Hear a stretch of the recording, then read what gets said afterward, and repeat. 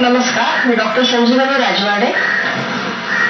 बाहेर जेव्हा कडक ऊन असतं किंवा खूप वातावरणामध्ये उष्णता असते, अशा वेळी आपल्यापैकी प्रत्येकाला उसाचा रस प्यायला आवडतो.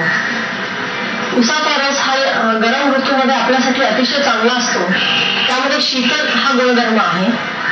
शिवाय उन्हामुळे आपल्या शरीरात घाम हा अतिशय भरपूर प्रमाणामध्ये निर्माण झालेला असतो आणि त्यातून वेगळ्या प्रकारची मिनरल्स ही बाहेर पडत असतात.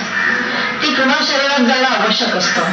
ती उसाच्या रसामुळे साधलं जातं. उसामध्ये मूत्रण हा गुणधर्म सुद्धा आहे, ज्याचा आपल्याला किडनीच्या वेगवेगळ्या रोगांवर उपयोग होऊ शकतो.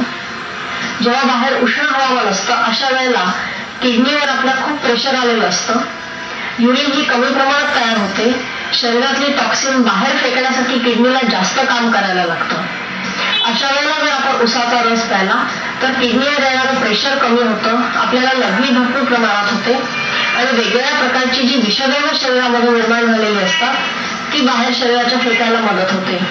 आणि म्हणूनच जेव्हा उष्ण हवामान असतं, अशा वेळेला उसाचा रस पिऊन आपण या रोगांवर मात मिळवू शकतो.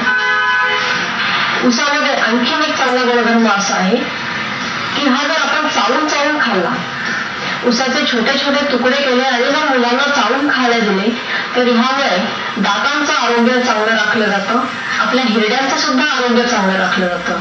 आणि म्हणून लहान मुलांना शक्यतोवर आपण रस न देता ऊस हा चावून खाण्याकरता द्यावा. उसाच्या रसाचं आपल्या लिव्हरवर पण अतिशय चांगलं काम होतं. यामुळे चांगल्या प्रकारचं जे पित्त निर्माण होण्याची प्रक्रिया असते ती शरीरामध्ये निर्माण होते.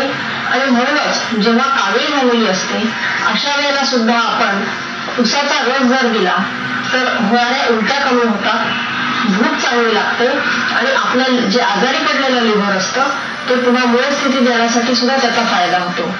फक्त काळजी एवढीच घ्यायची की हा रस घेताना तो स्वच्छ वातावरणातला असला पाहिजे. अशा रीतीने जर आपण रस घेतला तर हा उसाचा रस आपल्या प्रकृतीसाठी नेहमीच उत्तम ठरतो. नमस्कार.